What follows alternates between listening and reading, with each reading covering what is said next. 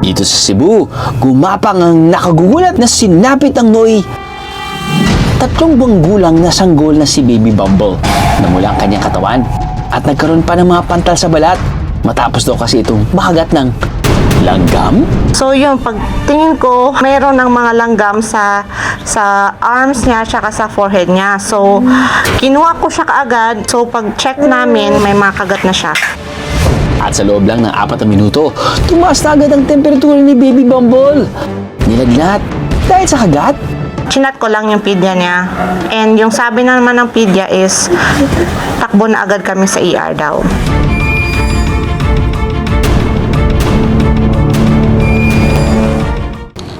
Nope.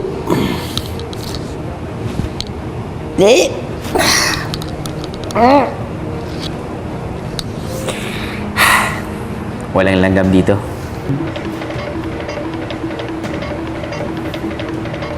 Oh, wow! Huh.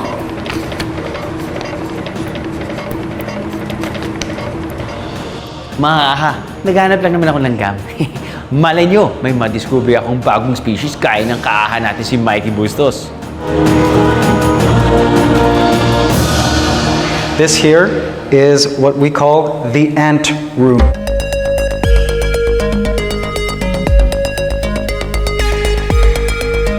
Ang vlogger na si Mikey Bustos, isa ring ant enthusiast o yung mga kakaibang interes sa mga langgam. Sa kanyang YouTube channel nga na Ants Canada, hindi lang feeling main character, kundi bidang-bida talaga ang mga alaga niyang langgam. Parang ang nagbayanihan ng online community at umabot na sa 4.95 million ang subscribers nito. I do feel like ant keeping is a great hobby because it inspires young people. Kaya naman laking tuwa niya raw na aksidente niyang madiskubre ang kakaibang species ng langgam sa kanyang bakuran sa Cavite. A movement on the ground nearby caught my eye. I knew this was something I hadn't seen before. Ang small but terrible na langgam na ito, mabalahibo. May 2 spike sa likod. At may kulay pula at itim na katawan. I loved how they looked, how they walked. Ipinadala agad ni Mikey ang specimen sa isang myrmecologist o ant expert. At matapos ang verification process, kumpirmado! Sa kauna-unahang pagkakataon, ngayon pa lang daw ito natuklasan sa Pilipinas. Ito ang Meranopus bicolor. Native species siya sa maraming bansa sa Asia. So, present siya sa East Asia, meron sa Southeast Asia, meron sa Middle East. So, majority po ng Asian countries, meron siya. But there are no recorded Meranopus bicolor sa Philippines until now. Official din idineklara ang langgam na pang 555th na ant species sa bansa. Kaya naman ang tawag na dito, species 555. It was still awesome that we on the channel were the first in the world to discover that Meranopus bicolor existed in my country. High five naman dyan, Mikey, sa iyong ant-amazing discovery. Dito pa rin sa Cavite, kung saan nakita ni Mikey ang species 555, isa pang lungga ng mga langgam ang aming natuklasan. Ang colony na ito, masipag na inaalagaan ni Mark sa loob ng 3 taon. Tahimik lang si Mark sa umpisa, pero markado raw ang kanyang husay bilang isang ant keeper. From exotic keeping din po ako dati. Then, bala ko sana mag-focus muna sa study. Upon studying po dun sa campus namin is, kumbaga parang napatablayan po namin yung study about insects and especially po about sa ants. Then, dun po ako naging interested sa mga ants. Siya na nga rin ngayon ang takbuhan ng iba pang keepers. Gumagawa kasi siya ng formicarium o yung bahay ng mga langgam. Tinatawag po na nest. Yung sa akin naman po, isang ginagamit ko po is plaster and wooden nest po. Ayon sa isang pag-aaral mula sa Harvard at Florida State Universities, around 130 million years ago pa, unang naitala ang first ecosystem ng mga langgam sa mundo. Totoong survivor sa mga langgam dahil dinaig pa nila ang mga dinosaur na nalipol noong Cretaceous extinction.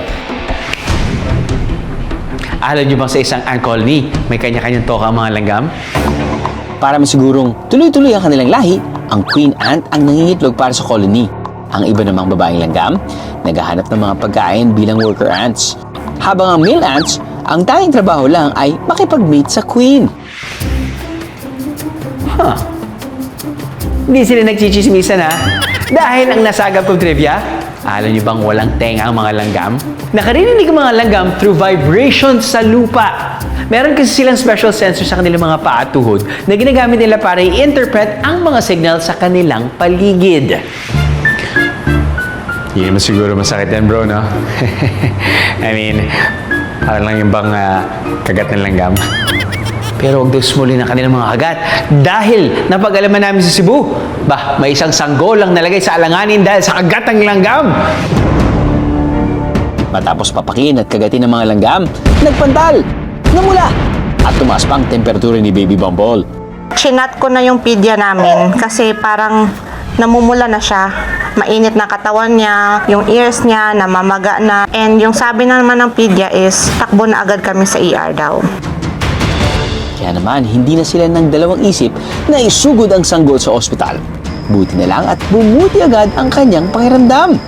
Meron kaming take-home medication for 1 week na steroids tsaka antihistamine. Naging mas extra malinis na kami sa kwarto. Mas maganda sana din agad-agad na dinadala, no? Lalo na kung parang buong katawan na yung kagat ng bata. Siyempre, hugasan lang muna yung kinagat ng langgam, tapos pwede nating lagyan ng yelo para maibsan kasi yung lamig nagpapawala ng pain.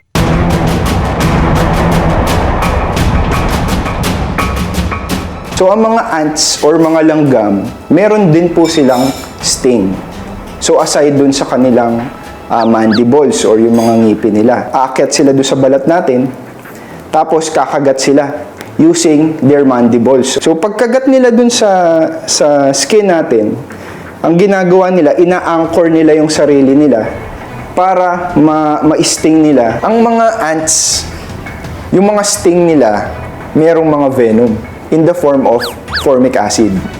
So yung formic acid, ito yung nagre-react sa ating mga skin cells, kaya tayo nagkakaroon ng pantal.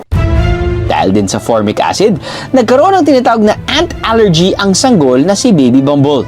So, ang tawag doon sa allergy is ant sting allergy or ant sting hypersensitivity. Meron yan dalawang klase. Yung isa, yung tinatawag na local reaction lang or nandun lang sa site. Doon lang pwedeng mamula, mamantal, mangate kung saan nangangagat ang langgam.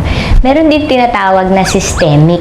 So, yung systemic naman is nakagat siya sa, halimbawa, sa kamay, pero may mararamdaman siya ng malayo doon sa part na yon. Halimbawa, nahirapan siyang huminga, nahihilo, bumagsak ang BP, or sumakit ang tiyan. Para makaiwas sa kanilang mga kagat, dapat maging mapagpatyag sa pagsulpot ng kanilang mga ant colony. Tulad nila sa tuwing makakita tayo ng mga gumagapang na langgam o kaya yung mga tumpok ng mga lupa. Senyales daw kasi ang mga ito na may malapit silang lungga na nagsisilbing imbakan ng kanilang pagkain. Pero sa kabila ng bantang pangalid ng mga langgam, may malaki pa rin silang papel na ginagampanan.